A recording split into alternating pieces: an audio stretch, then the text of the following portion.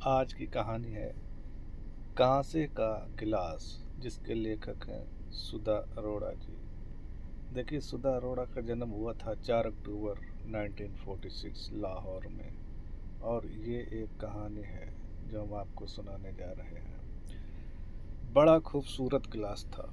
वह रंग बिरंगे डिजाइन वाला प्लास्टिक का पारदर्शी गिलास, जिसकी दो तहों के बीच कैद नीले पानी में सुनहरे हरे फूल पत्ते और तैरती मछलियां थीं। गिलास गिरने से तड़क गया था और उसके भीतर की सारी खूबसूरती जमीन पर बेरहमी से बिखरी पड़ी थी। पूरे रसोई घर में फैली चमकीली पन्नियां और रंगीन पानी में तैरती प्लास्टिक की रंग बिरंगी मछलियां साफ की जा चुकी थी, पर वह थी कि बुक्का फाड़ कर रोए जा रहे थे। वह यानी चिल्की, 6 साल की चिल्की, मेरी पोती। बस अब चुप हो गया। काफी देर प्यार से समझा चुकने के बाद मैंने अपने स्वर में आए डांट टपट के भाव को बेरो कटोक उस तक पहुंचने दिया। पहले शोभा ताई को डांटो, उसने मेरा गिलास क्यों तोड़ा। रसोई में काम करती शोभा तक ले चलने के लिए वह मेरा हाथ पकड़कर खींचने लगी। पहले तेरे पापा को न डांटूं, जिसने इतना महंगा गिलास तुझे ला कर दिया। मैंने उसके पापा और अपने बेटे निखिल के प्रति अपनी नाराजगी जताई। उसकी रुलाई एकाएक और तेज हो गई होकर कानों को अखरने लगी। उफ, अब क्या हो गया। मेरा धीरज जवाब दे रहा था। पापा ने नहीं, वह सुबकने लगी। सुबकती रही, फिर धीरे से बोली, यह मम्मा ने ला कर दिया था। मम्मा यानी नेहा, मेरी बहू। मैं सकते में आ गई। वह जिसके नाम से हम सब पर पल्ला बचाकर चलते थे, जैसे वह अछूत हो। इसी तरह जब तब हमारे ठहरे हुए संसार को तहस नहस करने चली आती थी। नेहा को इस घर से गए 1 साल होने को आया था। वह चिल्की उसे भूलती नहीं थी। कभी लाल हेयर क्लिप, कभी जयपुरिया जूतियाँ, कभी टपर वेयर का टिफिन बॉक्स, कभी डोनाल्ड डक की मूठ वाली छतरी, कभी बालों पर टंगा सनग्लास। चिल्की के सामने किसी न किसी बहाने से उसकी प्यारी मम्मा आकर ठहर जाती और हमारे हुस हुस करने के बावजूद ओझल होने का नाम नहीं लेती। अब चिल्की पर नाराज होना संभव नहीं था। उसका ध्यान गिलास से हटाना अब दूसरे नंबर पर चला गया था। सुबकती हुई चिल्की को मैंने अपनी बाहों की ओट में ले लिया। चिल्की मेरे करीब सिमट आई और बड़ों की तरह रुलाई। रोकने की कोशिश में उसकी हिचकियां तेज हो गईं। सुन बेटा, एक कहानी सुनाऊं तुझे, सुनेगी। चिल्की को बहलाने का अमोघ अस्त्र यह है। पहले मेरा वो सुंदर वाला ब्लू गिलास। चिल्की गिलास से हटने को तैयार नहीं थी। एकाएक वह गिलास दोबारा टूटा और उसकी जगह एक चमकते हुए कांसे के गिलास ने ले ली। सकरी पेंदी और चौड़े मुंह वाला एक लंबा सा कांसे का गिलास। गिलास ना हो, फूलदान हो जैसे। अरे बेटा, गिलास की ही कहानी तो सुना रही हूँ तुझे, सुनेगी नहीं रानी बेटी। बोलो, उसने जैसे मुझ पर एहसान किया, सिर हिलाकर हामी भर दी। तब तेरी ही तरह 6 साल की थी, इतनी छोटी चिल्की जैसी। झूठ, वह सिसकी तोड़ती बोली। आप इतने छोटे कैसे हो सकते हो। तो क्या मैं 50 साल की ही पैदा हुई थी, इतनी बड़ी। अच्छा चल, मैं 6 की नहीं 16 की थी। मैं ठहाका मारकर हंस दी। मैं अपने बचपन में पहुंच गई, जहां निवाड़ वाली मंजियों के बीच खड़ियों से आंगन में इक्का दुक्का आंक कर मैं सटापू टप्पे वाला खेल खेलती थी। मुझे हंसी आ गई। वह मेरी पीठ पर धपाधप धौल जमाने लगी। हंसो मत, कहानी सुनाओ। वह होंठों को एक कोने पर जरा सा खींचकर मुस्कुराई, बिल्कुल अपनी माँ की तरह। उसके चेहरे पर नेहा दिखाई देने लगी। हाँ, तो मैं छोटी सी चिल्की जितनी छोटी नहीं, उससे थोड़ी सी बड़ी घर में थी। मेरे ढेर सारे बड़े भाई बहन थे। माँ और बाबूजी थे। बाबूजी की माँ भी थी, यानी मेरी दादी। बहुत बहुत बूढ़ी थी। वो पता है कितने साल की थी? कितने? 90 से ऊपर। 90 से ऊपर मतलब अब 90। बहुत ही गोरी चिट्टी, छोटी सी नाटी सी पर बड़ी सेहतमंद। गोरी इतनी कि उंगली गाल पे रखो तो लॉली दब के फैल जाए, पर थी बिल्कुल सींग सलाई।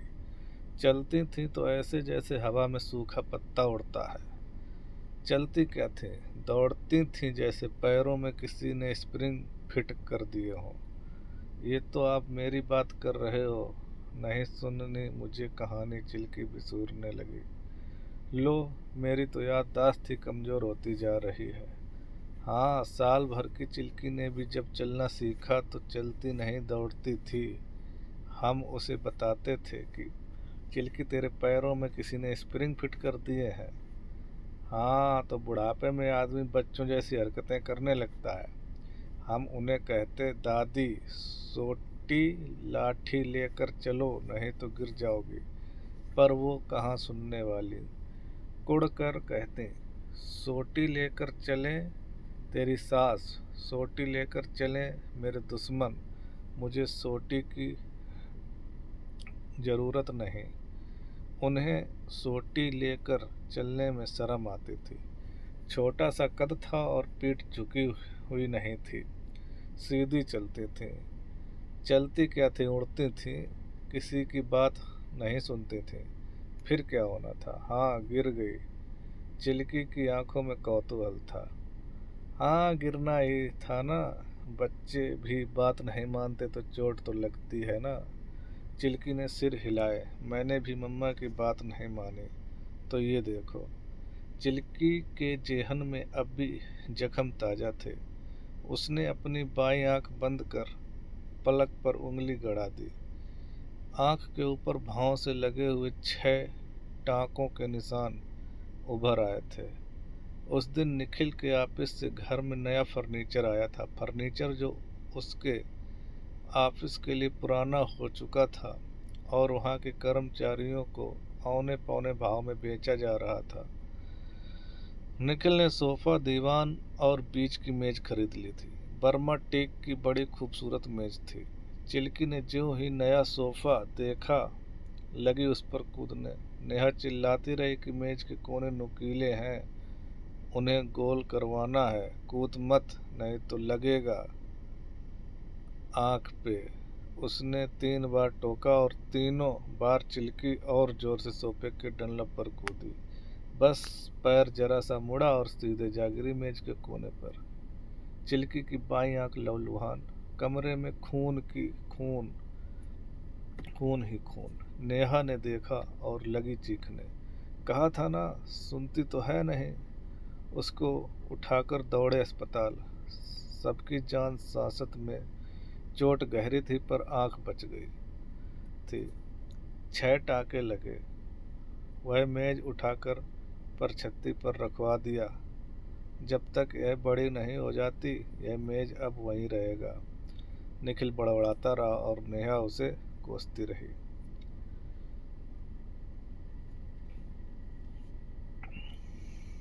अपने दफ्तर पर यह कूड़ा कचरा उठाकर घर लाने की जरूरत क्या थी? जमीन पर गद्दे और गावत किए थे तो सोफे के बगैर भी घर कितना खुला खुला लगता था। अब कमरे में चलना मुहाल हो गया है। कहीं कुछ सस्ता देखा नहीं कि उठाकर घर में डाल दो। घर न हुआ, स्टोर रूम हो गया। चिल्की तो उस दिन के बाद से कुछ संभल कर चलने लगी। फिर कभी उसे टाँके नहीं लगे। पर दादी तो एक बार गिरी तो फिर नहीं उठी। कूल्हे की हड्डी चटक गई थी। 1.5 महीने टांग पर वजन बंधा रहा। हड्डी की तरेड़ तो ठीक हो गई, पर जब हड्डी जुड़ती टांगें बिस्तर पर पड़े पड़े सूख गईं। अब टांगों ने उनका वजन उठाने से इनकार कर दिया था। फिर क्या, बड़ी मुसीबत। हमेशा उड़ती फिरती दादी बिस्तर से जा लगी। ऊपर से उनकी जिद थी कि अब तो वजन उतर गया है, अब बिस्तर पर उनको पाट नहीं चाहिए। उनके लिए शहर से 2 कुर्सियां मंगवाई गई, एक पॉट वाली, एक पहिए वाली, जिस पर बिठाकर उन्हें दिन में एक बार अमरूद और सीताफल के पेड़ के पास ले जाना पड़ता। किस अमरूद को थैली लगानी है, कौन सा सीताफल पक गया है, कौन सा अमरूद बंदर आधा खा गया है, सबकी खोज खबर रखती थी वो। कौन सी चाची कितने दिनों से हाल चाल पूछने नहीं आई, कौन आके बार बार उनसे उनकी उम्र पूछता है, कितने साल की थी वो। उन्हें अपनी ठीक ठीक उम्र कहाँ मालूम थी। वो तो ऐसे बताती थी, जनरल डायर ने गोलियां चलवाई थी तो उन्होंने नाड़े वाली सलवार पहनना शुरू कर दिया था। गांधी जी का भाषण सुन के घर पहुंची थी तो तेरे दादाजी की नई नौकरी लगने की चिट्ठी आई थी। उनकी हर याद किसी न किसी बड़ी घटना से जुड़ी थी। कोई उनसे कहता कि झाई जी आप तो 90 टप गए हो, तो उन्हें बड़ा बुरा लगता। कहते नहीं, अभी 3 महीने बाकी हैं, मैं 90 की हुई नहीं हूँ और मुझे सब 90 की बताते हैं। और हो भी गई तो क्या, 90 से ऊपर आदमी जीना बंद कर देता है क्या। कोई उम्र पूछ लेता तो चिढ़ जाते। एक बार तो एक रिश्तेदार से भिड़ गए। उन्होंने उम्र पूछी तो बहुत धीरे से उनसे बोली, पहले तू बता, तू कितने साल का है। उसे सुनाई नहीं दिया। उसने क्या कहा, क्या पूछा आपने, तो कहती हैं, अब तू मुझसे इतनी आहिस्ते पूछ, मैं तुझसे ज़्यादा अच्छा सुन लेती हूँ। मैं बिना चश्मा लगाए जपुजी साहेब का पाठ कर लेती हूँ। फिर तू 70 का हुआ तो क्या, और मैं 90 की दहलीज पे पहुँची तो क्या। लोग जब खुद ऊंचा सुनने लगते हैं तो सारी दुनिया उन्हें बहरी दिखाई देती है। चिल्की ने खिलखिलाकर हंसना शुरू किया। आपकी दादी बहुत जोक मारती थी, है ना। हाँ, बड़ी जिंदा दिल थी वो। अपनी सेहत का ख्याल रखती थी। शाम की चाय के साथ कुछ नमकीन खाती, जैसे चिवड़ा या निमकी या आगरे का दाल मोठ। दाल मोठ उनको बहुत पसंद था। तो क्या करती, हथेलियों पे जो चिकनाई लगी रह जाती उसको सबकी नज़रें बचाकर हाथों पर पैरों में रगड़ लेती। एक बार हम बच्चों ने उन्हें ऐसा करते देख लिया। छी छी छी, हमने कहा दादी ये मिर्च मसाले तेल रगड़ते हो, गंदा नहीं लगता, जलन नहीं होती। उन्होंने हम बच्चों को पास बिठाए बोली, अब कौन उठ के हाथ धोए। इस तरह एक पंथ 2 काज होते हैं। वो कैसे जाएं जी। हम पूछते तो कहते, देखो ये हमारे हाथ पैरों में रोए हैं ना, छोटे छोटे रोए, ये हमारे शरीर के दिए हैं, दीपक हैं। जैसे जैसे दियों को जलने के लिए तेल की ज़रूरत होती है ना, वैसे ही इन्हें जलाए रखना है तो इनमें तेल डालना पड़ेगा, तभी तो ये गर्म रहते हैं, खुश हो जाते हैं। देखो ये चहक गए ना। जब ये दिए बुझ जाते हैं तो शरीर ठंडा हो जाता है और बंदा सफ़र पे निकल जाता है। सफ़र पे यानी उनका मतलब था मर जाता है। हमने कहा, पर ये नमकीन तेल क्यों लगाते हो, नहाते समय तेल की मालिश किया करो। तो कहते थे, वो तो मैं तेरी माँ से छिपा के करती हूँ, कड़वे तेल की शीशी रख छोड़ी है गुसल खाने में। माँ मना करती हैं क्या। हम पूछते तो कहते, नहीं, मजाल उसकी कि मुझे मना करे, पर तेरी माँ ने देख लिया तो सोचेगी नहीं, बुड्ढी के पैर कब्र में लटके हैं और शरीर के मल्हार हो रहे हैं। कहकर अपनी ही बात पर खिलखिला कर हंसते। मम्मा भी मुझे हर संडे को तेल की मालिश करके नहलाती थी। मम्मा को तो मसाज वाली आंटी आके मसाज करती थी। मम्मा तो पूरी नंगू हो जाती थी। चिल्की फिर हंसने लगी। मैंने लंबी सांस भरी। इस लड़की ने कैसी याददाश्त पाई है, नहीं तो बच्चे कहाँ इतना याद रखते हैं। 4-5 साल की उम्र होती क्या है। माँ की कितनी कितनी तस्वीरें इसके ज़हन में दर्ज हैं। एकाएक चिल्की का चेहरा बुझ गया। मम्मा अब कभी मिलने नहीं आएगी दादी। चिल्की का स्वर रुआसा हो गया। चिल्की को इतनी देर तक कहानी सुना सुनाकर फुसलाना बेकार ज्ञान था। आएगी क्यों नहीं, आएगी ना। कब। चिल्की की आंखों की नमी पर आंखें टिका पाना मुश्किल था। अब तो फोन भी नहीं करती, पहले कर लिया करती थी 10-15 दिन में एक बार। उस दिन निखिल ने ही डांट दिया, क्यों फोन करती हो बार बार। उसे इस तरह परेशान करने में फायदा क्या। अगर बेटी के लिए तुम्हारे मन में जरा भी माया ममता बची रह गई तो वह तुम्हें भूल सके, इसमें हमारी मदद करो। 7 समंदर पार से अपनी आवाज़ सुना सुना कर उसे हलकान मत करो। निखिल की आवाज़ में कड़वाहट थी और नेहा को कड़वाहट पसंद नहीं थी। उसने फ़ोन पटक दिया और उसके बाद फिर कभी ब्लैंक कॉल तक नहीं आया। समय के साथ साथ रिश्ते धुंधलाने की कोशिश में थे। अच्छा, वो गिलास की बात तो रह ही गई चिल्कू। अरे हाँ चिल्की, मेरे झांसे में आकर वापस चहक उठी। वो गिलास की कहानी तो आपने सुनाई ही नहीं। वो गिलास तो दादी का था ना बेटा, इसलिए तुझे पहले दादी की बात सुनानी थी ना। नहीं नहीं, अब आप गिलास की कहानी सुनाओ। हाँ तो दादी ने के पास एक गिलास था, कांसे का गिलास। कांसा क्या होता है दादी।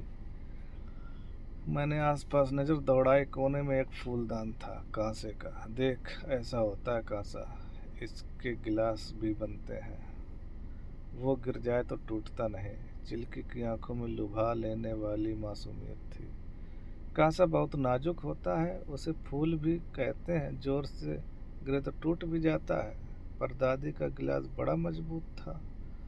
खास तरह की बनावट थी उसकी, गिरे तो भी नहीं टूटता। रिश्तों को इस तरह मत तोड़ो नेहा, कैरियर बनाने के बहुत सारे मौके आएंगे। निखिल नहीं चाहता तो मत जाओ। साम दाम दंड भेद हर तरह से उसे समझाने की कोशिश की थी मैंने। कम से कम चिल्की के बारे में सोचो, वह माँ के बगैर रह पाएगी। क्यों, बाप के बगैर नहीं रहती क्या। जब निखिल शिप पर चले जाते हैं 6-6 महीने नहीं लौटते। नेहा भड़क गई थी।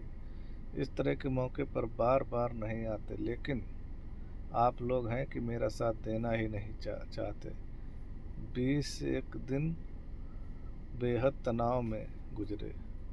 बाद में निखिल ने हमें बीच में बोलने से टोक दिया। पता चला कैरियर अब जॉब का तो बहाना था। इसकी तह में नेहा और निखिल की आपसी अनबन थी।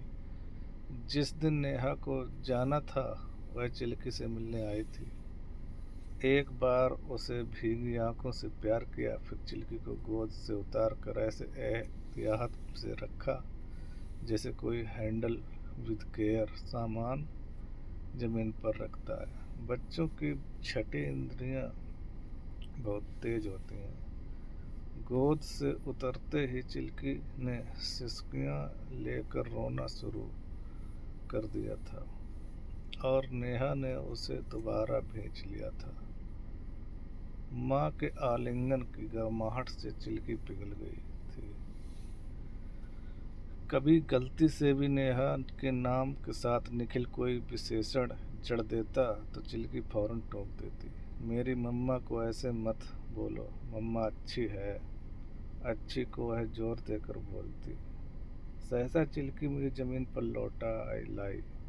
दादी, ये तो हमारे घर से आया है ना। क्या क्या आया है तेरे घर से। ये वह दौड़कर फूलदान के पास जाकर खड़ी हो गई। ये दादी, ये तो हमारे घर में था ना। मैं भीतर तक हिल गई। कितनी जल्दी दुनियावी चीज़ें बच्चों को भी अपनी चपेट में ले लेती हैं। मैंने अपने आप को फौरन समेटा। पर ये घर भी तो तेरा है ना। नहीं है, ये तो पापा का घर है, चिल्की ने बतवा दिया। अच्छा बाबा ठीक है, ये पापा का है, वो तेरा, मेरा कोई घर नहीं। मैंने रोनी सूरत बना ली। नहीं नहीं अच्छी दादी, ये तो आपका घर है, पापा का भी, और मैं उसने मेरे गले में बाहें डाल दी। और मेरा भी। चिल्की अचानक अपनी उम्र से बड़ी हो गई थी और चहक कर वह मुझे झांसा दे रही थी। मैं उसकी समझदारी पर हतप्रभ थी। यह बच्चों की नई पीढ़ी है, हमारे समय से कितनी अलग, व्यवहारिक और डिप्लोमेट। नेहा के जाने के बाद 3-4 महीने घर वहीं बना रहा था। चिल्की को वही घर अच्छा लगता था क्योंकि वहाँ से उसका स्कूल नज़दीक था और जब तब उसकी सहेलियाँ खेलने आ जाती थीं। पर मेरे लिए दो घरों का चलाना बहुत मुश्किल था। जिस तरह नेहा छोड़कर गई, उसके हृदय परिवर्तन की गुंजाइश बहुत कम थी। देर सवेर उस घर को समेटना ही था। निखिल को फिर लंबे दौर पर जाना था, इसलिए हमने उस घर को समेटने का फैसला लिया। चिल्की को उस घर से जाने के लिए राजी करना टेढ़ा काम था। उसका कमरा हमने वैसा का वैसा वहाँ से शिफ्ट कर इस घर में हूबहू तैयार कर दिया था। पर चिल्की थी कि न अपना घर भूलती थी, न कमरा, और न उसे जिसने कमरा बड़े मन से बनाया था। पर दादी का भी एक घर था।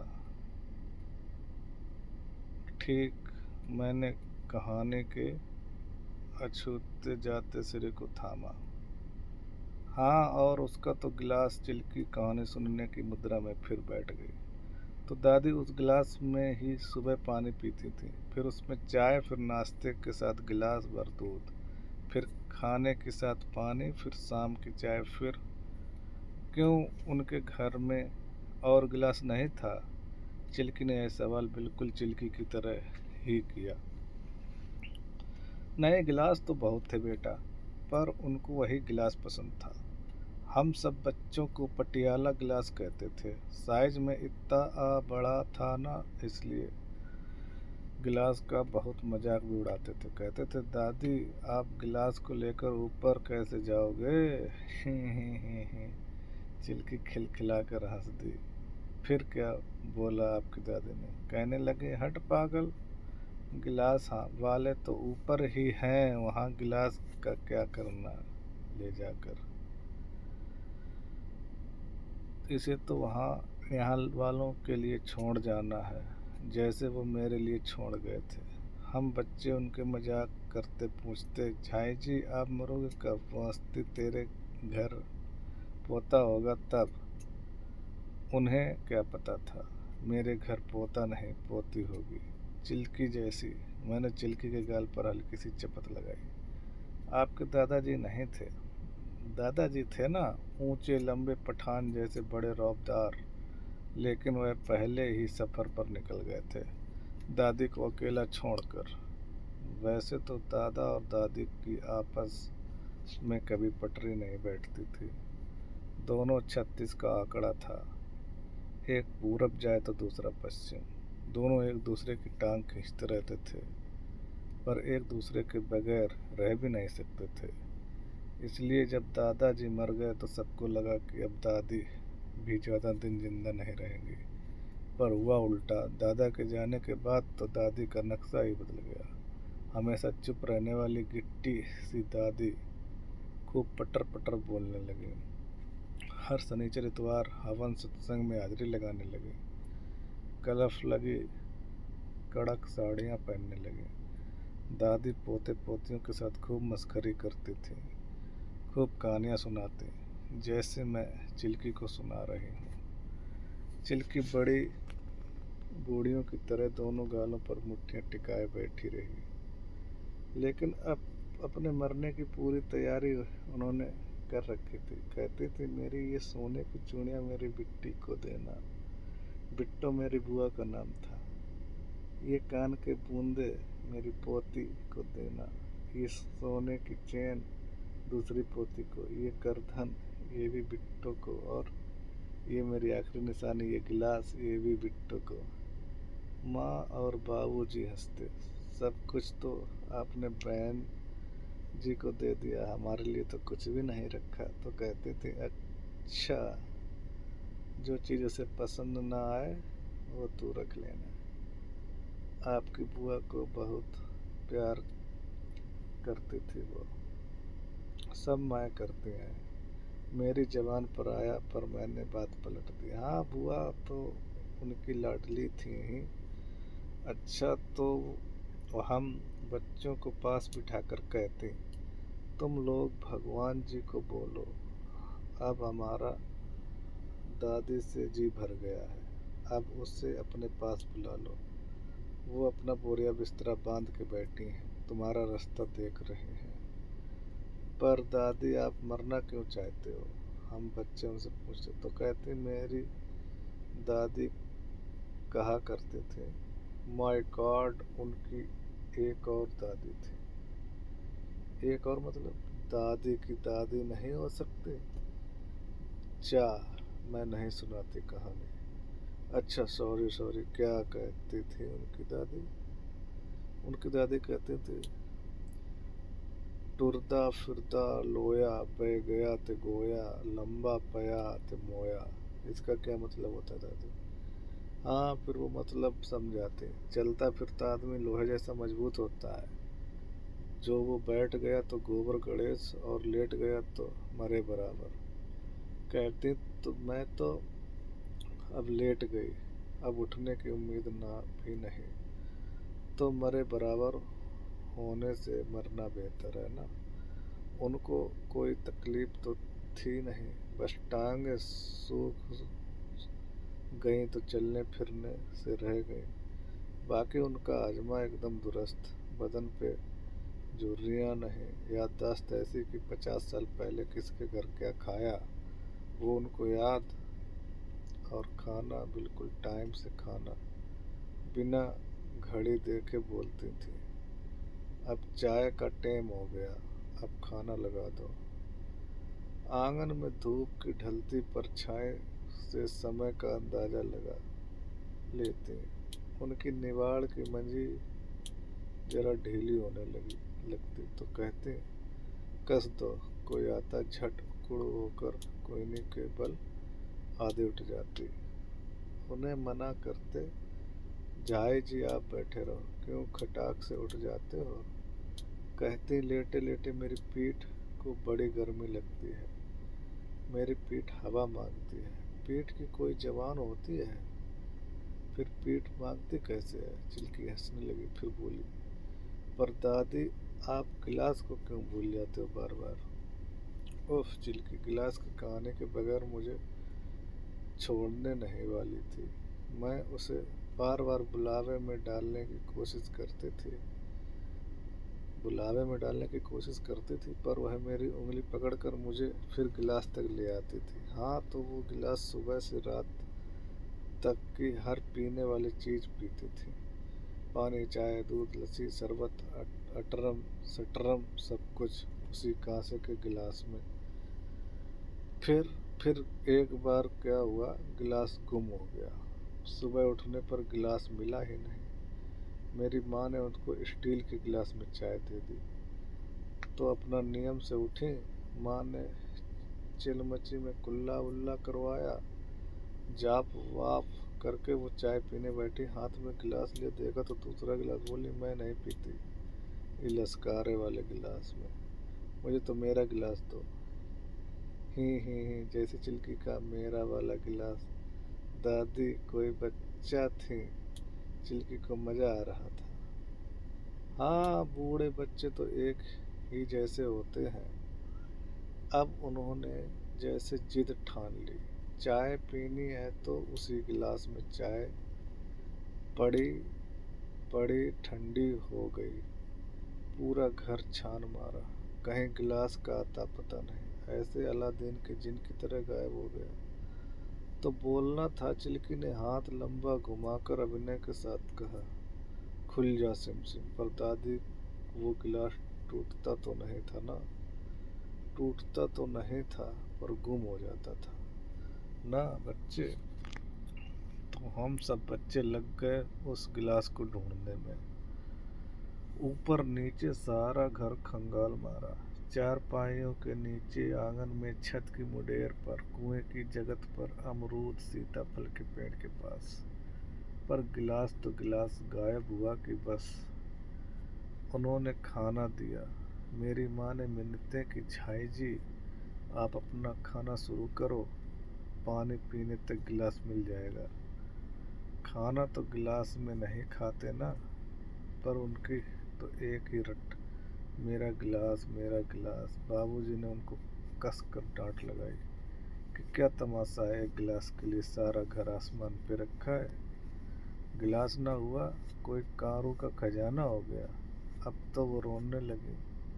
पहली बार हमने उन्हें रोते देखा। बोली, तुम लोगों के लिए वो पतरे का गिलास है, मेरे लिए वो मेरा लाहौर है, मेरा बेड़ा है, मेरा मायका है। मैं बोलते बोलते अटकी, मेरा सब कुछ है। वो गिलास मिला फिर। चिल्की ने आंखें गोल करके पूछा, नहीं, खाना भी वैसे ही ढका पड़ा रहा? उन्होंने हाथ नहीं लगाया। शाम तक गिलास नहीं, सो शाम चाय भी नहीं। बेहोश सी होने आई, आंखें बंद होने लगी। अब अंदर बाहर ढूंढते रहे। घर के सारे बच्चे बड़े गिलास ढूंढने में लगे थे। आखिर गिलास मिला। पानी रखने की पीतल की कुंडी के तले में पड़ा था। किसी बच्चे के हाथ से गिर गया होगा। किसी को ख्याल नहीं आया कि वहाँ भी हो सकता है। जैसे ही गिलास मुझे मिला, मैं चिल्लाई, जाई जी आपका गिलास। वो एकदम कोयने के बल उठ गई।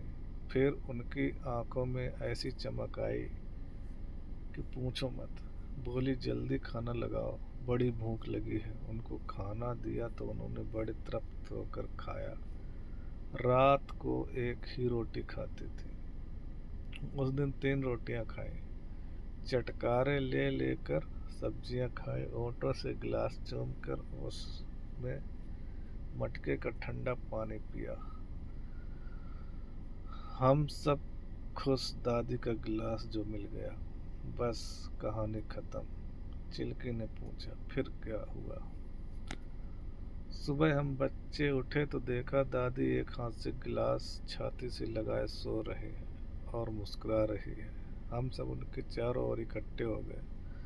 देखो देखो, दादी नींद में हंस रही है। माँ ने कहा, आज इतनी देर तक कैसे सो रही हैं? सब ने कहा, रात को खाना पेट भरकर खाया है ना, इसलिए मजे की नींद ले रही हैं। तड़के मुंह अंधेरे सबसे पहले उठने वाली दादी अभी तक सो रही थी। बाबूजी ने आकर उन्हें हिलाया तो कांसे का गिलास नीचे गिर गया। दादी मर गई थी। हाँ, चिल्की का मुंह खुला हुआ रह गया। मर गई, हाँ। सो सैड है ना दादी? चिल्की की आंखें भीगी थी। उनको गिलास नहीं देते तो नहीं मरती ना, शायद। मैंने अपनी दादी की वह मुस्कान याद करते हुए कहा, पर मैं कहना चाहती थी, मरती तो वो तब भी, पर उनके चेहरे पर मुस्कुराहट नहीं होती। वो गिलास अब कहाँ है दादी? दादी ने कहा, मेरी बिट्टो को दे देना, वो मेरी माँ ने दिया था वो गिलास बुआ को। तो उनके पास है, होना तो चाहिए। मुझे दिखाओगे दादी? अच्छा, मिल गया तो तुझे दिखाऊंगी। वो गिलास कहाँ मिलने वाला था अब? चिल्की को पूरी कहानी सुनाते हुए एक बात मैंने छिपा ली कि दरअसल वह कांसे का एंटीक गिलास दादाजी का नहीं था, दादी की माँ का था। अपनी माँ के मरने के बाद यही एक चीज़ उन्हें विरासत में मिली थी। उसमें उन्हें अपनी माँ, अपना मायका, अपना लाहौर दिखता था। चिल्की को मैंने बहला दिया था, पर मुझे पता था बुआ अपनी बेटियों के पास अमेरिका गई तो पुराने बर्तन भांडे यहीं छोड़ गई। पुराने पीतल के बर्तनों के साथ वह कांसे का गिलास भी कोई कबाड़ी आकर ले गया होगा, क्या पता। चिल्की ने ठीक कहा था, कांसे का गिलास टूटता नहीं था, पर वो गिलास खो गया था, इसमें शक नहीं। यही थी कहानी। धन्यवाद।